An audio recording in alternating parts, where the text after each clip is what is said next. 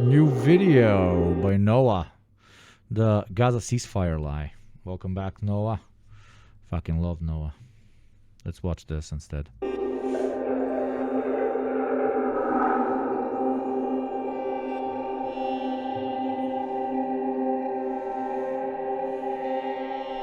Genocide. For 2 years straight, we watched Israel commit genocide in Gaza. We watched as they killed hundreds of thousands of Palestinian people, tortured them, starved them, locked them into cages and opened fire. On this tiny strip of land, of which half of the population is children, they dropped the equivalent of 13 nuclear bombs. They tried to erase Gaza, and the world watched. But one day, late last year, the bombing stopped. A ceasefire had been reached. The agreement, backed by the United States and signed by Israel and Hamas on October 10th, calls for the exchange of hostages, the suspension of all military operations, and the commencement of the full entry of humanitarian aid into Gaza. Soon after its implementation, hostages and prisoners were released. Some Palestinians would attempt the journey home. Many would return to find that there was nothing left. So was this it? Was the genocide over? Did we finally achieve peace? And, well, no, not exactly. And Not at all. It just entered its second, and one would argue, final stage. well, no, not exactly.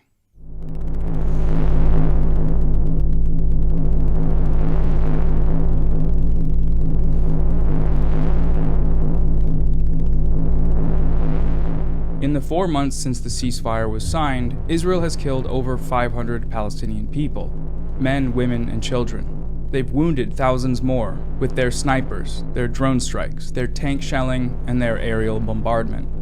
The IDF has continued its campaign of mass destruction in Gaza, blowing up everything in sight, demolishing thousands of buildings with explosives and bulldozers. They've also continued their brutal strangulation at the crossings, restricting the entry of vital humanitarian aid and all the other basic necessities required to sustain life. The genocide did not end. It continued, only this time slower and quieter.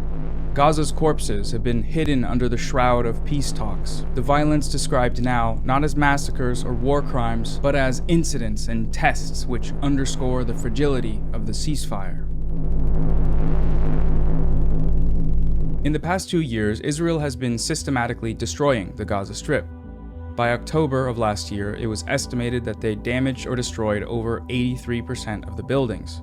And during the ceasefire, The genocide went into overdrive because the rest of the world saw what happened, thanks to incredible voices from Gaza. That is number one.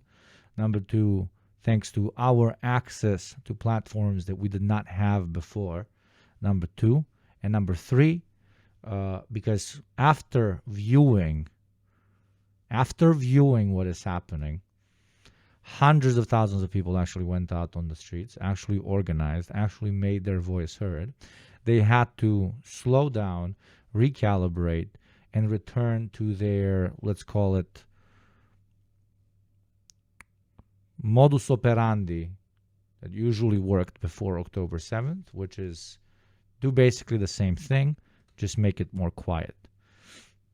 That's it. It never stopped. It just rethought the approach. the destruction has continued. Since October, the Israeli military has demolished over 2,500 buildings, including entire neighborhoods. In some areas, they are clearing out the rubble to dig barriers and build military outposts. The Gaza Ministry of Health estimates that at least 10,000 Palestinians are missing under the rubble. Many of these structures harbor their remains. Israel's demolitions make the task of their eventual recovery potentially impossible, as many of these remains are being excavated and removed, in essence, erasing these people from existence. According to the UN, the volume of rubble in Gaza has exceeded 60 million tons.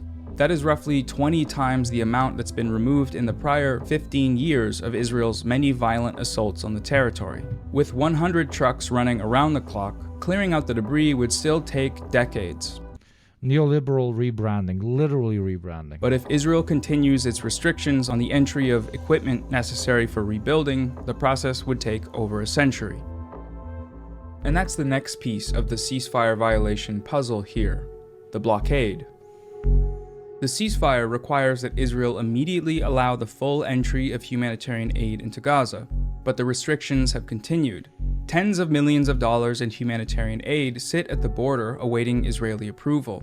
Israel is blocking the entry of basic supplies to live, like fuel for heating and cooking, batteries to power devices, and solar panels to charge those batteries. This includes thousands of temporary housing units.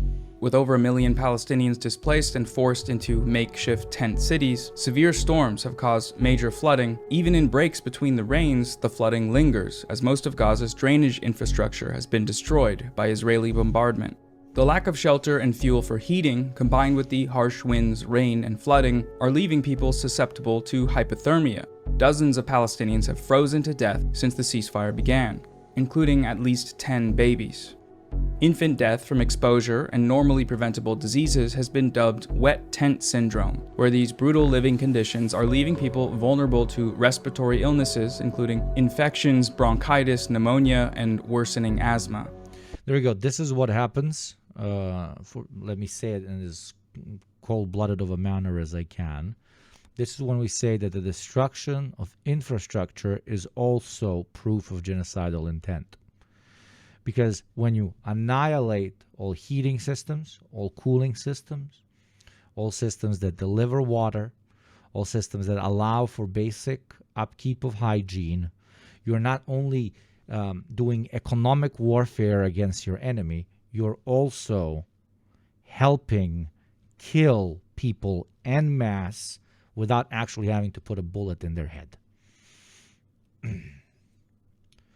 So whenever we, screamed, that of course not equally, but it is incredibly important to point out the genocidal nature of infrastructure destruction, this is what we meant.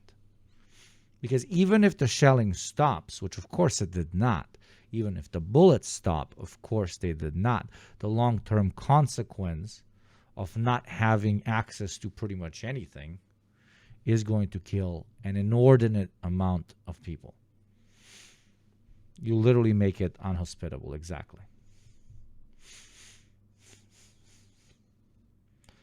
Like forcing homeless people outside in minus 30 degrees is murder. Yes, it is. Yes, it is. The supplies necessary for rebuilding existing structures are also being restricted for entry, denying Palestinians the... So it was not just, it was not just IDF soldiers being unhinged ideological zealots. When you would see them blow up stuff that made no sense, like individual homes, apartment blocks in already fully occupied territory, etc., etc. Most, people were like, oh my God, look at these like evil pieces of shit. They were evil pieces of shit that did scratch their ego, but it was also a part of a grander genocidal strategy, which was supposed to leave the entire area completely inhospitable to human life. You don't leave anything. Scorched earth shit. The ability to make even the most basic repairs to their destroyed homes, such as filling cracks from the bombings, which had begun leaking water during these storms. First, you create a fake narrative that every building is literally Hamas. They are hiding behind every brick, and then you destroy every brick. And you wait for the winter, for the autumn, for the rain, for everything else to do the rest of the work. A combination of restrictions on the entry of medicine with the destruction of sewage and... This is especially important. Sorry that I'm Polsgopnik here, genuine apologies. The reason this is very efficient as a model for genocide is that now everybody that dies of hypothermia, everybody that dies of the cold, everybody that dies of malnutrition during the ceasefire period are just people that have died, not people that have been killed. It cannot be genocide. They're just dying because they're filthy, because they're barbarian, because they're backwards, because they live in tents, completely ignoring what has led them to that particular state. So it's very good PR. It is a more efficient way to not only prolong long-term suffering of the subject which you want to destroy, but it also gives you clean hands in front of media coverage because it is not as impactful. Sniper, head exploding is impactful. Somebody quietly starving to death, somebody quietly freezing to death. A camera can't capture that. And therefore, consciousness that wants to rise against it is more difficult to produce. It is one step removed. Demon shit. It's 2 hours. I'm supposed to chill. I'm not going to chill on a video like this. If you want to subscribe, subscribe. If you don't want to subscribe, God bless you. Thank you for spending your time here. Homes, such as filling cracks from the bombings, which had begun leaking water during these storms. A combination of restrictions on the entry of medicine with the destruction of sewage and waste treatment infrastructure has created the ideal conditions for the spread of infectious diseases. This has turned otherwise survivable injuries and illnesses into potentially fatal conditions. Access to landfills is being blocked by Israeli occupation, resulting in an estimated 700,000 tons of solid waste piling up in the Gaza Strip, with no means of exit. Some families are being forced to live in the immediate vicinity of these piles of garbage and toxic waste, and are reporting constant sickness and the inability to consume food due to the smell. Israel's restrictions on the border go both ways. There are currently at least 16,000 Palestinians in need of urgent medical evacuation, including 4,000 children. Israel is blocking these requests. With a healthcare system decimated by Israeli bombs and the blockade, if they aren't able to exit, many of these people will die. On New Year's Day, the Israeli government voted to suspend the operations of 37 aid NGOs in Gaza, including Doctors Without Borders, one of the largest and longest running of these organizations. This ban restricts both the amount of aid entering Gaza and also the direct humanitarian work these NGOs do, like distributing that aid, building water. There is almost no difference between that, everything that Noah is beautifully phrasing here, between that and actually dropping a bomb, between that and an actual bullet, between that and a deployed soldier, between that and a napalm strike, okay? You need to disconnect firefights being necessary for death, bombs being necessary for genocide, firefights being necessary for genocide, gas bombing being necessary for genocide. You can kill the same amount, if not more, people through what this can very easily be defined as biological warfare, sanctions warfare. The sanctions on Iraq killed like an immeasurable amount of people. Most Native Americans were killed through disease, not just through the knife. And when you manage to,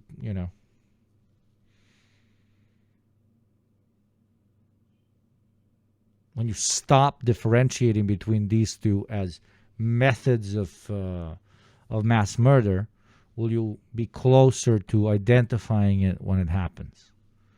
Or when, in this case, it is continuing to happen, even though, quote-unquote, less bombs are being dropped, which by itself is already a absurd context.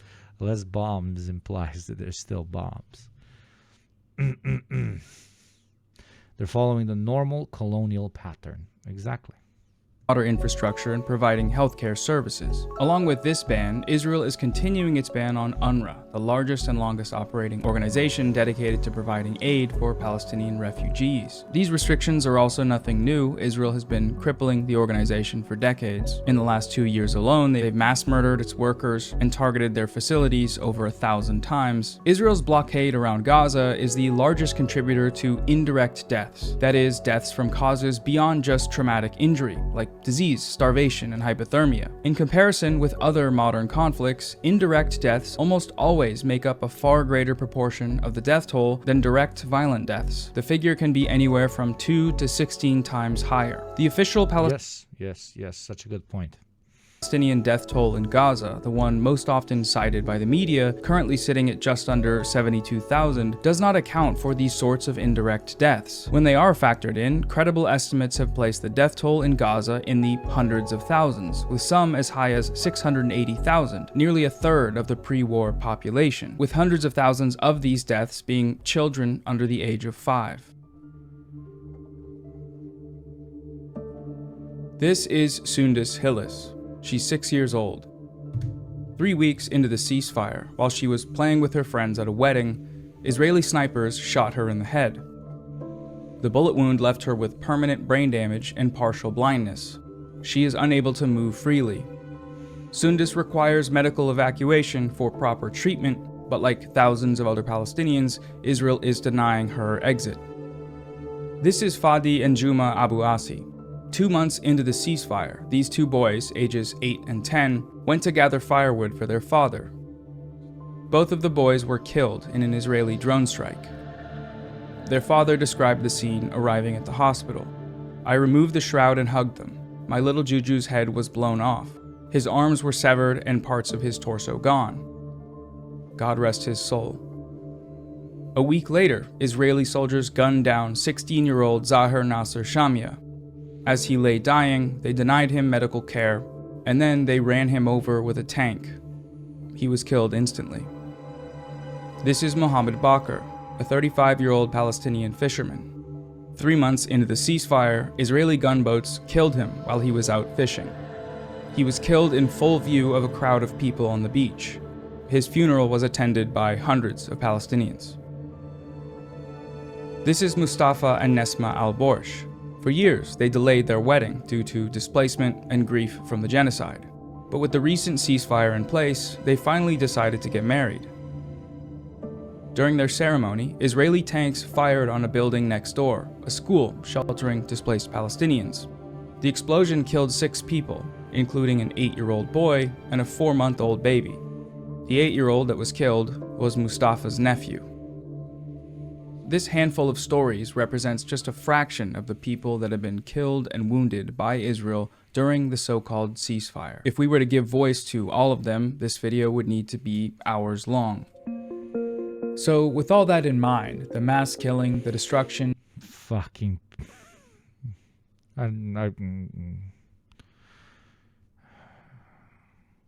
Sometimes it's worth getting banned. You understand what I'm saying? And this is one of those moments.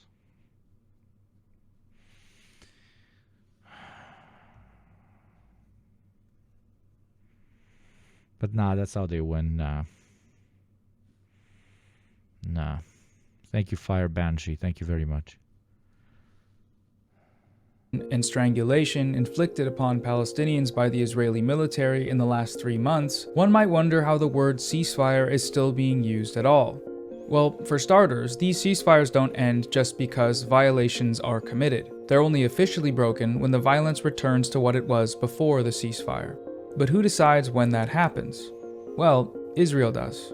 That's how it was with previous ceasefires, and that's how it's always been. The ceasefire is over when Israel wants it to be, when they want to kill 500 people not every few months, but every few days. In the meantime though, until they make that decision, the ceasefire illusion must be maintained, and to that end, Israel has invented a number of pretexts. The first pretext concerns the yellow line. The yellow line is the boundary between areas marked for Israeli withdrawal and areas in which Israeli troops are still active on the ground, demarcated by this map from the October ceasefire agreement. Many of Israel's mass killings of Palestinians have occurred on or near this yellow line, with the IDF claiming to be targeting suspicious individuals that pose threats to its soldiers by approaching or crossing the line. So, by opening fire, Israel is actually ceasing fire, by preemptively preventing Hamas from firing. But as history...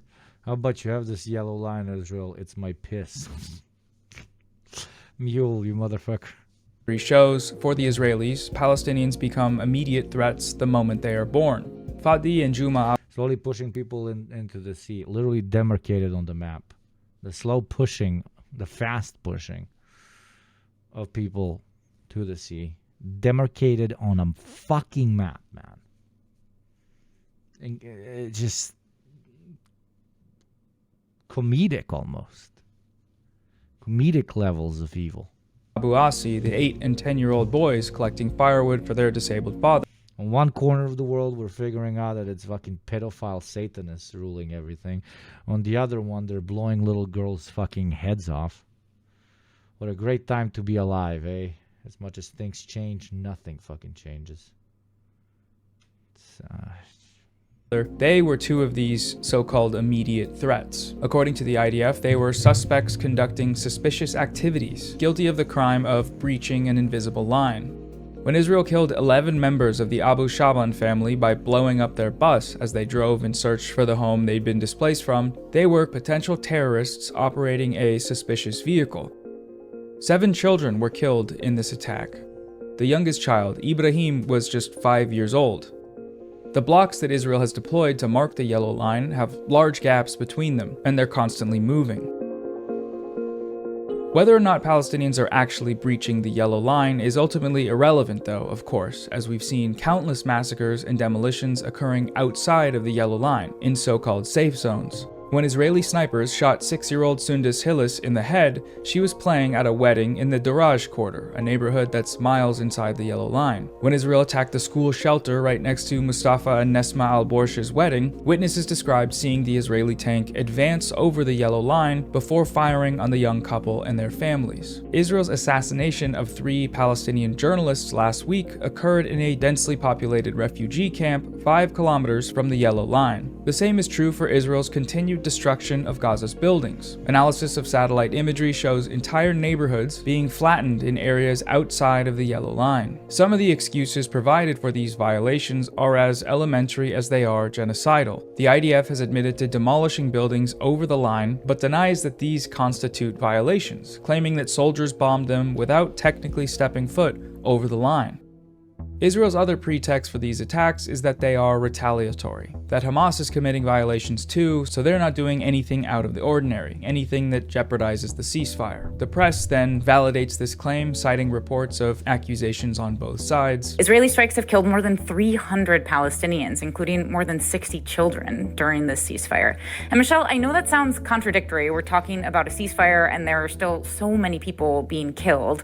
As you said, both sides have accused each other of violations. This phrase often comes immediately following reports of Israeli violations, ones that are factually undisputed. This contrasts with the accusations against Hamas, the vast majority of which are either fabrications, misrepresentations, or procedural disputes that fall outside the scope of the ceasefire's terms. Hamas was accused of a violation for failing to return all of the Israeli captives within the 72-hour window laid out in the ceasefire. But the agreement does not call for the immediate return of every missing person. It calls for the return of the Israelis in Hamas's possession. Some of the remains of the Israeli captives were missing, and given the sheer scale of Israel's destruction of Gaza, it was clear from the start that locating these remains would take time. This fact was accounted for in the text of the agreement. When footage surfaced of Hamas executing Palestinians who'd collaborated with Israel, they were accused of violating the ceasefire. But the agreement signed does not dictate Palestinian internal affairs, such as dealing with genocide collaborators, nor does it require Hamas to lay down its arms. With this agreement, disarmament wasn't on the table. Hamas was accused of a violation when 2 IDF soldiers were killed in Rafah in October. In reality, these soldiers were killed when an Israeli bulldozer ran over unexploded ordnance, left there by Israel. This was confirmed by reports on the ground, and it was also corroborated by Donald Trump and the Pentagon. The only confirmed killings of IDF soldiers by Hamas have occurred in areas controlled by Israel, where resistance fighters have been cut off for months. These fighters are not acting under the orders of Hamas leadership, and that's according to both Hamas and Donald Trump and the Pentagon. But even if we take all of these accusations at face value, even if we grant that the ceasefire's terms said something other than what they said, thus implicating Hamas in all of these violations, there's still no comparison to be made here.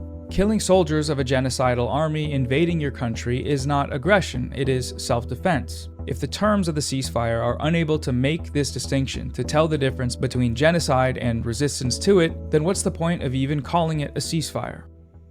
There is no ceasefire, and there never was. It was always a lie. The ceasefire lie has several functions. First, it reinforces the false conflict narrative. Ceasefire implies the existence of two armies fighting a war, but what's happened in Gaza is not a war, and there are no both sides to genocide. There is a victim and a perpetrator. The only war here is Israel's war against the existence of Palestinians. In addition, the ceasefire lie has acted as a vehicle for coercion. By convincing the world that things have improved, that barring some tests of its fragility, the ceasefire exists and is holding, Israel and its backers have been able to pressure governments into accepting their terms, lest they be seen as obstacles to peace. This pressure contributed to the approval of UN Security Council Resolution 2803, which granted legitimacy to Donald Trump's 20-point so-called peace plan. The approval of this measure, a move described by experts as a declaration of war on Gaza and a death sentence for international law, sets a legal precedent for the destruction of Palestinian self-determination in Gaza. Exactly. It establishes the so-called Board of Peace, granting governance of Gaza to a group of politicians and real estate developers, none of whom are Palestinian, and some of whom have spent their lives vying for the extermination of Palestinians, namely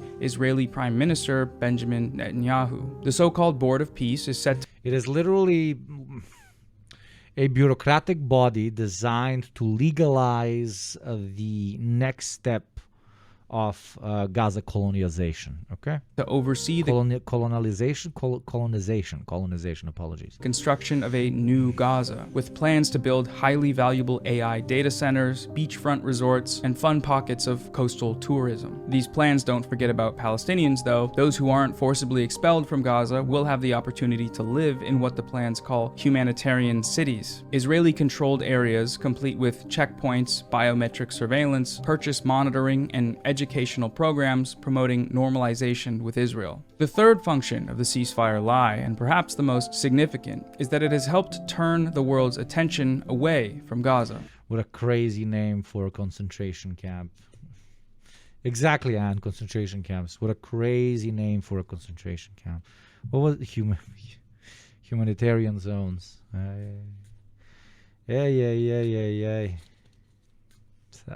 The Israelis have always taken global perception into account when calculating the amount of bloodshed they wish to inflict on the people of Gaza, and depending on the number of people watching, they adjust that killing dial accordingly. When 120 million people had their eyes on the 2024 Super Bowl, the most watched TV event of that year, Israel launched a bloody assault on Rafah that killed over 100 Palestinians. The attack came almost exactly 30 minutes after the opening kickoff, and also at a time where ceasefire talks had reportedly been progressing. When the world was watching Barack Obama's election night coverage in 2008, then the most viewed election of all time, Israel attacked Gaza, breaking the ceasefire, resulting in Operation Cast Lead, at the time Israel's bloodiest and most destructive incursion into the Strip to date. Their current campaign of mass killing and destruction is a continuation of this phenomenon. By keeping the number of dead Palestinians at a level consistent with previous periods of so-called peace, Israel can complete its ethnic cleansing project without all that pesky international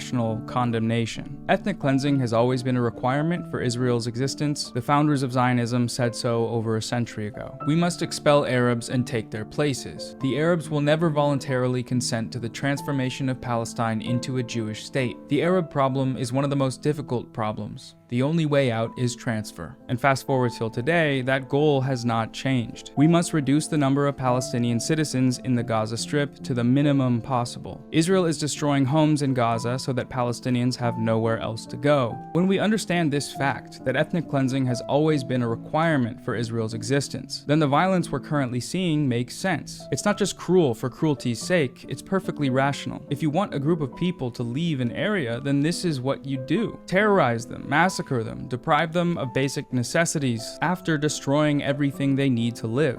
The last Israeli held in Gaza was returned to Israel over a week ago, but of course Israel's killing sprees have continued. The Israelis have already gone back on their agreement. That's why I have adopted, thank you very much, straight to the 11 boy for the continuation. Thank you very much for everybody subscribing.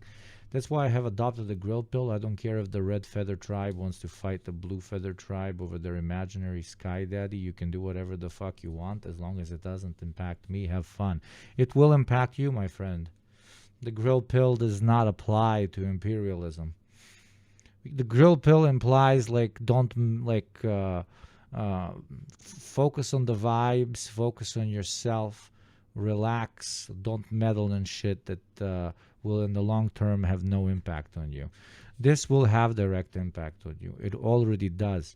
All the I don't know where you're from, but if I am to imply that you are American, excuse me if you are not, almost all the strategies that are being applied to your population right now by ICE have been developed on the Palestinian population. Methods of population control being applied currently on Gazan and West Bank Palestinians will be utilized on you once the conditions for such a move have been met.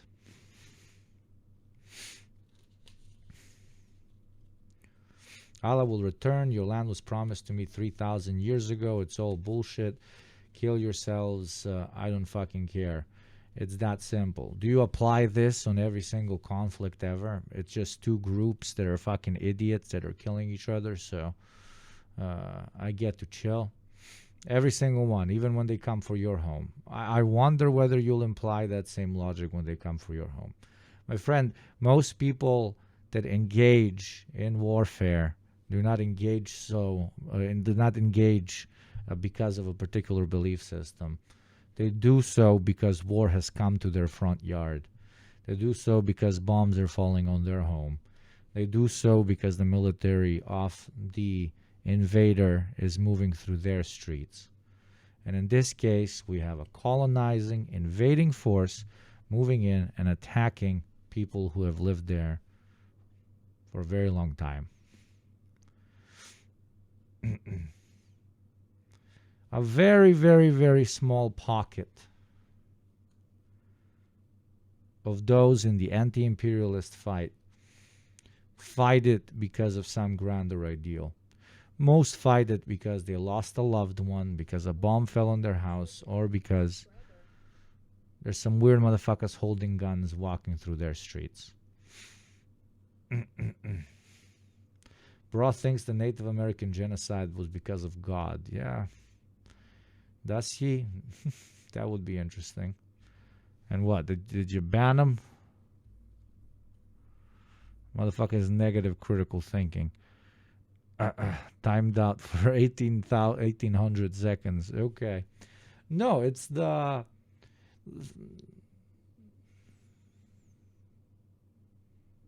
It's a classic. It's none of my business until it becomes your business. I don't give a shit that, people are breaking into my neighbor's house every fucking day and robbing him. It's not my house. I don't care. What do you think they will rob after they rob his house? This is not just about ethics, bro. This is self-preservation. You do not want the imperialist, capitalist, colonial mentality and movement to survive, blad. Because eventually it will come for you. Unless you're the 1% of the 1% and will be able to buy your way out of every conflict on the planet, there is no difference between your fellow American, your fellow German, your fellow Nigerian, your fellow Brazilian, Brazil, your fellow Croat, whatever, and the Palestinian. We are all in this fucking fight together, no matter the fucking creed, race, blah, blah, blah, all that shit. I'm not singing Kumbaya praise. I'm just saying what the very simple, pure truth. We are all in this together. It is unironically us versus them. And if you don't want your house blown up, you got to make sure that the Palestinian home doesn't get blown up either. It's how the world works. So naive, so simplistic, so fucking incredibly naive. I wonder what it must be like to live like that. Very fun. Can you read my last one? I really want to drive the point home. Of course. Your idealist thinking is as magical and irrational as the religious creeds that you so disdain. You hide behind your apathy and feel superior, but you are simply laying down and spreading your ass for the oppressors of the world to fuck you until you're dead. Your apathy is an anti-human stance, and I genuinely hope that you become a better person. Till you do, go continue licking the boot of pedophiles and genociders. Wow, Holy Mother of God. Wait, no, this needs another reading. This happens only once a month usually. Wait, this needs another reading. You know what I'm doing. The OGs in chat know what I'm about to do.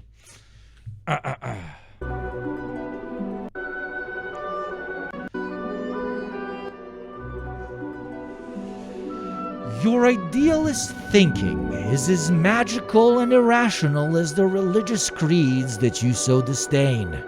You hide behind your apathy and feel superior, but you are simply laying down and spreading your ass for the oppressors of the world to fuck you until you're dead. Your apathy is an anti-human stance, and I genuinely hope that you become a better person. Until you do, go and continue licking the boot of pedophiles and genociders.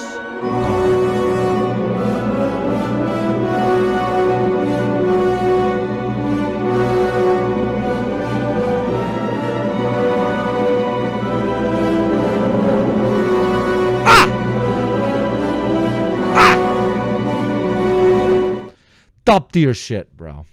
Top tier shit. Good job, Ann. Happy birthday one more time. Really good, huh? Really good. Somebody clipped that. Fuck, that felt good. Look, they're all up, bro.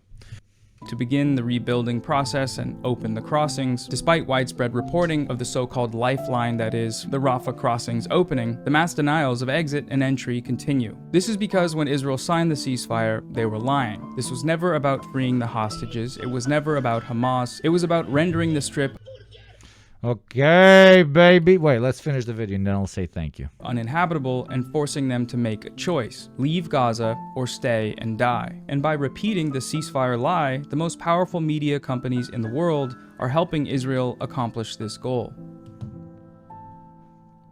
If you somehow have not subscribed to Noah the fucking absolute G Samsen, okay, Noah the 10-inch dick Samsen, Noah the reincarnation of the original Slim Shady, apparently now with that cut. What are you doing, bro?